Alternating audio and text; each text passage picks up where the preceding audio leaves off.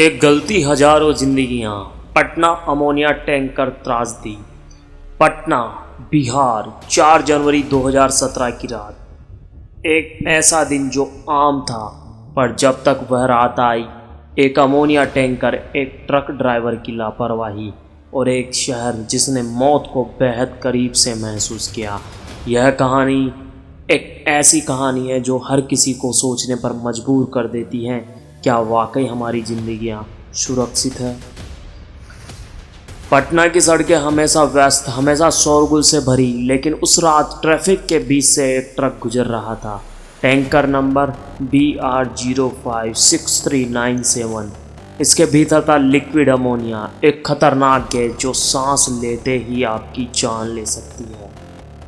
Driver Ramesh Yadav पिछले 16 घंटे से गाड़ी चला रहा था। उसे आराम की ज़रूरत थी, लेकिन काम की डेडलाइन ने उसे आगे बढ़ने पर मजबूर कर दिया। और इसी थकावट में रमेश ने वह गलती कर दी जिनसे पूरा शहर हिल गया। रात के 11:45 टैंकर गांधी सेतु के पास पहुंचा। अचानक ड्राइवर ने महसूस किया कि ब्रेक ठीक से काम नहीं कर रहे हैं, लेकिन इससे पहले कि वह कुछ कर पाता, टैंकर सड़क के किनारे पलट गया। अमोनिया गैस टैंकर से बाहर निकलने लगी। यह गैस रंगहीन थी, लेकिन इसकी गंध जानलेवा थी। हवा में फैलते ही इससे आसपास के लोगों की सांस रोकनी शुरू कर दी। गैस फैलने लगी। पास के गांवों में लोग एक अजीब गंध से जागे। आंखों में जलन, सांस लेने में दिक्कत और फिर घबराहट। लोग अपने घरों से बाहर भागने लगे। 60 साल की सावित्री देवी, जिन्होंने अपनी ज़िंदगी गांव में बिताई थी, उस रात अपनी पोती को लेकर अपने खेतों की ओर भागी। उनकी आंखें लाल थी, सांसें अटक रही थी, लेकिन वह कह रही थी, मौत पास थी, लेकिन हमें भागना पड़ा। अस्पताल भर गए। डॉक्टरों के पास मास्क नहीं थे, दवाइयाँ पर्याप्त नहीं थी। गैस ने 7 किलोमीटर के दायरे में तबाही मचा दी। 25 लोग तुरंत मारे गए और सैकड़ों की हालत गंभीर थी। घटना में कुछ घंटे बाद सरकार हरकत में आई। फायर ब्रिगेड और पुलिस की टीमों को तुरंत मौके पर भेजा गया, लेकिन चुनौती बड़ी थी। अमोनिया गैस का रिसाव रोकना आसान नहीं था। फायर ब्रिगेड ने पानी की बौछार से गैस को नियंत्रित करने की कोशिश की। सरकार ने इलाके को खाली करवाया। 10,000 से ज़्यादा लोगों को पास के स्कूलों और सामुदायिक क्षेत्रों में शरण दी।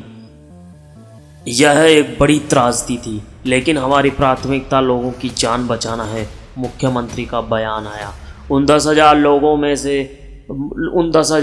में थे 8 साल के रोहन और उनकी मां अंजू। वह रात उनके लिए एक बुरा सपना थी। अंजू कहती है, हमने सोचा था हम जिंदा नहीं बचेंगे, लेकिन किसी तरह हम भाग गए। यह त्रासदी केवल मरने वालों की ही नहीं थी, यह उन 1000 लोगों की भी थी जिन्होंने अपना घर, अपनी ज़िंदगी, सब कुछ खो दिया। घटना के बाद जांच शुरू हुई। सरकार ने पाया कि टैंकर की रखरखाव प्रणाली खराब थी। ड्राइवरों को लंबे घंटे तक काम करने पर मजबूर किया जाता था। यह केवल एक दुर्घटना नहीं थी, इट वॉज नेग्लिजेंस। सरकार ने खतरनाक केमिकल ट्रांसपोर्ट के लिए नए नियम लागू किए। कंपनियों को नियमित जांच और ड्राइवरों को आराम देने के लिए मजबूर किया गया, लेकिन जो चला गया उसे लाना नामुमकिन है। पटना टैंकर त्रासदी ने हमें सिखाया है कि सुरक्षा से कभी समझौता नहीं किया जा सकता है। यह केवल एक घटना नहीं थी, it was a wake up call. कुछ कहानियाँ दुखद होती हैं, लेकिन वो हमारे लिए सबक छोड़ जाती है। पटना की गलती ने हमें जिम्मेदारी का महत्व सिखाया, और शायद यही इसकी विरासत है।